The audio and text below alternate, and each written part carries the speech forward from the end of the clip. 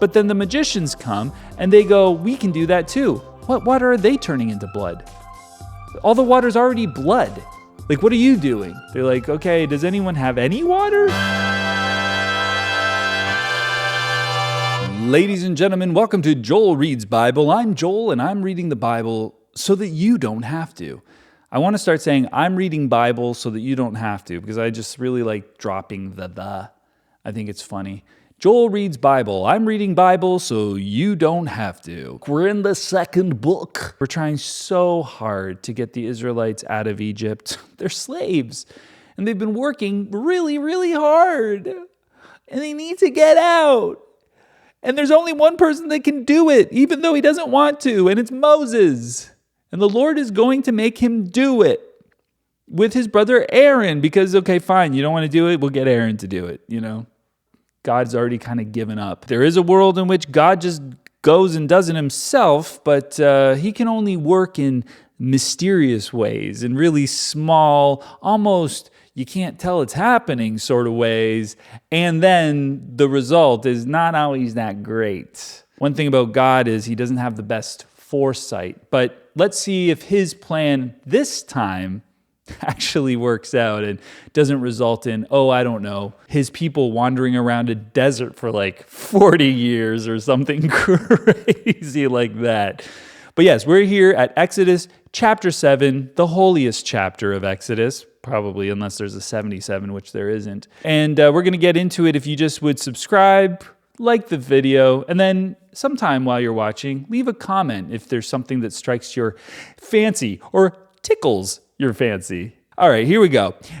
Exodus chapter, I'm going to start pronouncing chapter as chapter 7. Then the Lord said to Moses, "See, I have made you like God to Pharaoh, and your brother Aaron will be your prophet. You are to say everything I command you, and your brother Aaron is to tell Pharaoh to let the Israelites go out of his country. But I will harden Pharaoh's heart."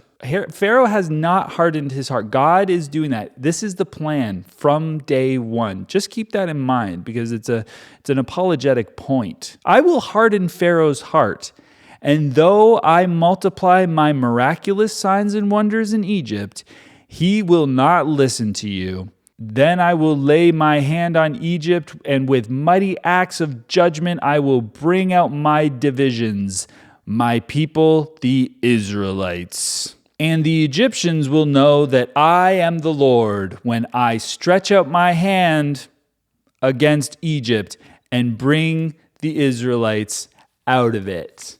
I mean, if he could just, literally just collect them. Oh no, the stacks, they're crushing the ones on the bottom. I'm crushing the ones on the bottom. Sorry. I'm crushing the ones on the bottom. Okay, sorry. Okay, just single file then. Could you guys single file just walk on it? Okay, all right. Just take women and children first. Actually, men first. Men first. We don't care about the women and put some women and children on there for the breeding, but men. But do all the men.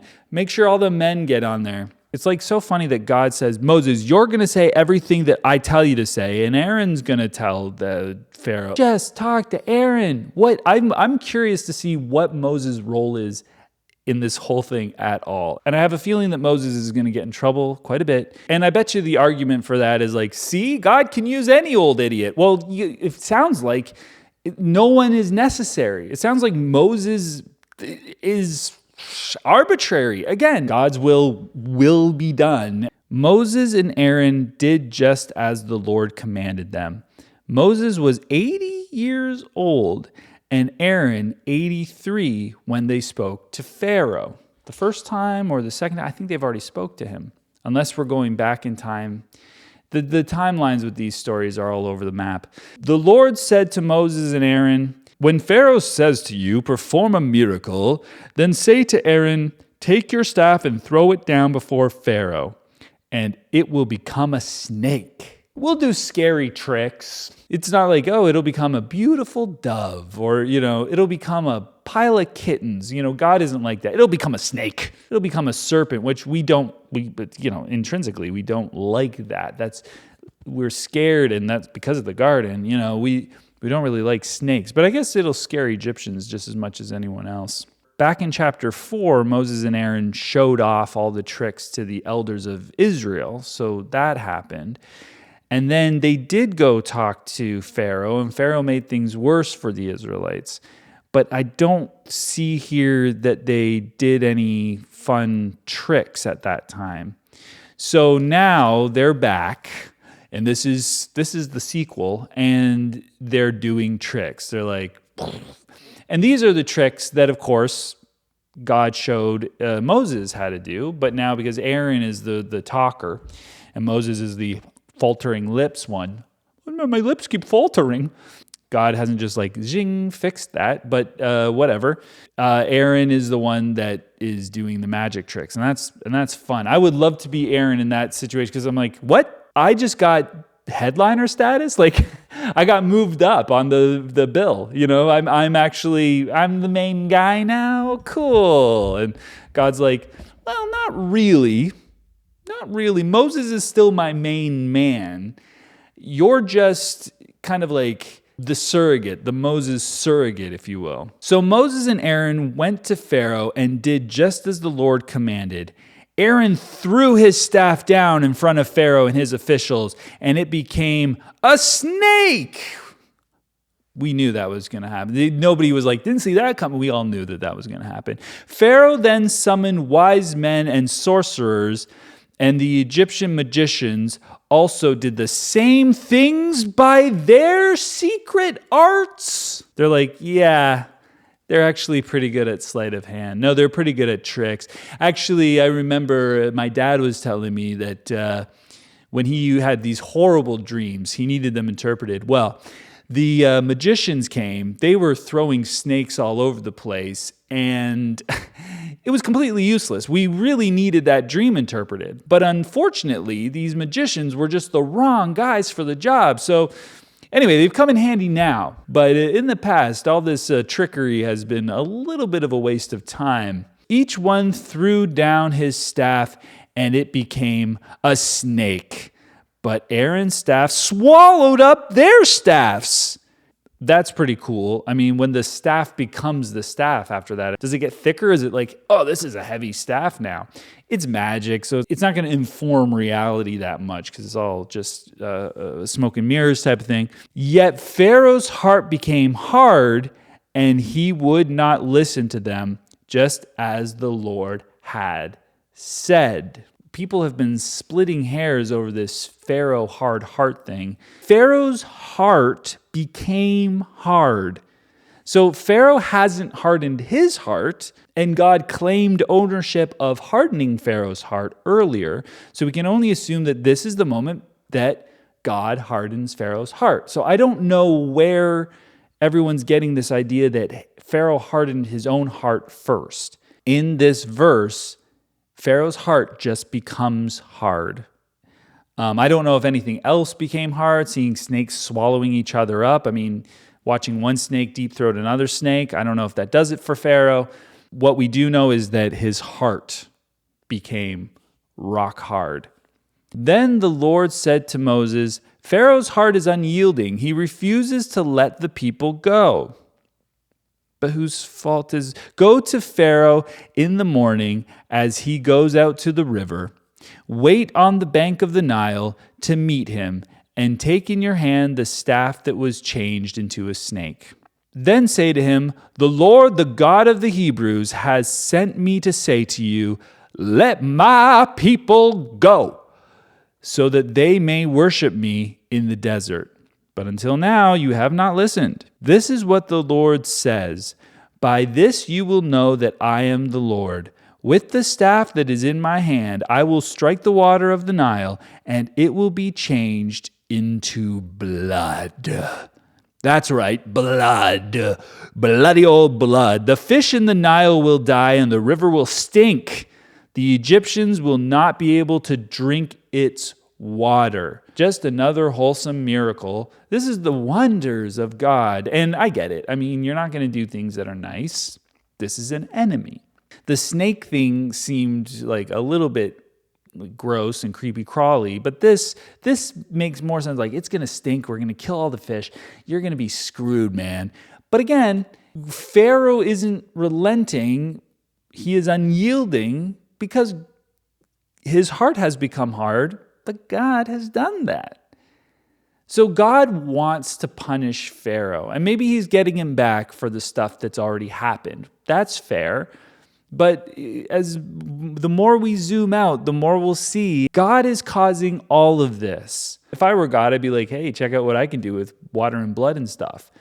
But I'm worried that the stuff coming up later is actually going to be horrendous if it could have been avoided. The Lord said to Moses, "Tell Aaron, take your staff and stretch out your hand over the waters of Egypt, over the streams and canals, over the ponds and all the reservoirs, and they will turn to blood. Blood will be everywhere in Egypt, even in the wooden buckets and stone jars." Now, what's confusing me is that Moses' lips are faltery. Like he can't speak that well. I thought that maybe Moses would be the one that does all the actions with the staff and stuff like that.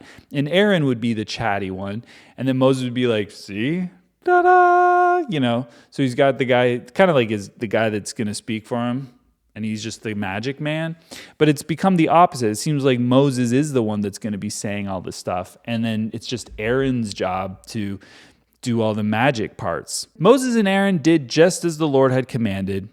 He raised his staff in the presence of Pharaoh and his officials and struck the water of the Nile, and all the water was changed into blood.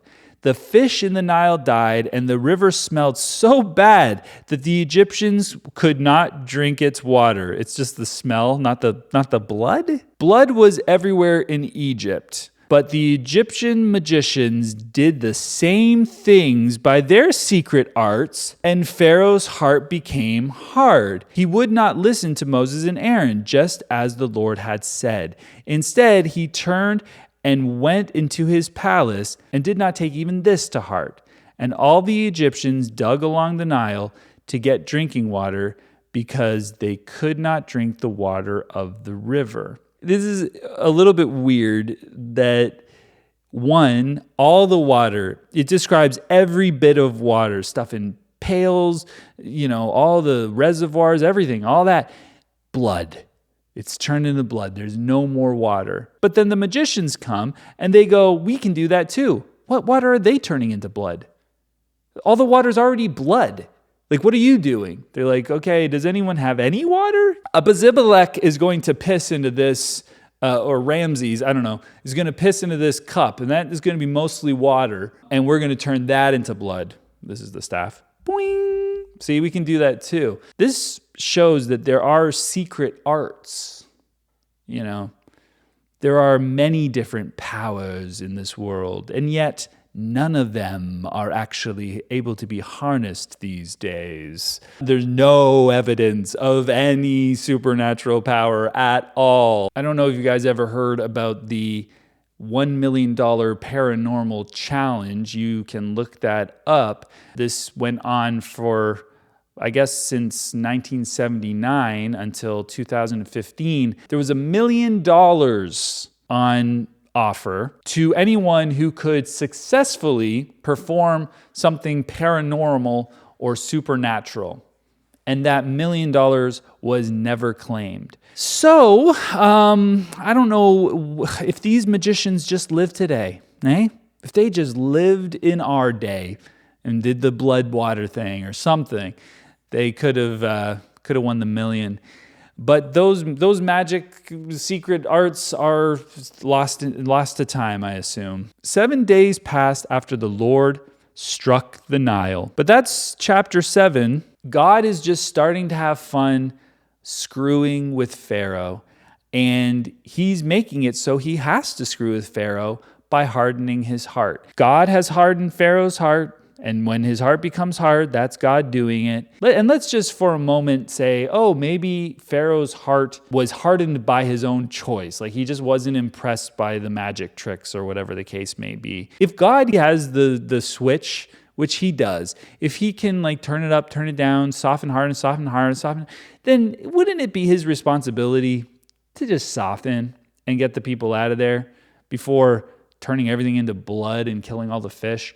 I mean, who cares? It's a bunch of fish, right? But I'm just worried that he's going to escalate this until there's some real serious collateral damage that could be avoided. I'm just concerned that it might end up being human life. But as long as it's not Hebrew life, I think we'll be okay. Anyway, we'll see you next time. Subscribe, like, comment, and have a beautiful day.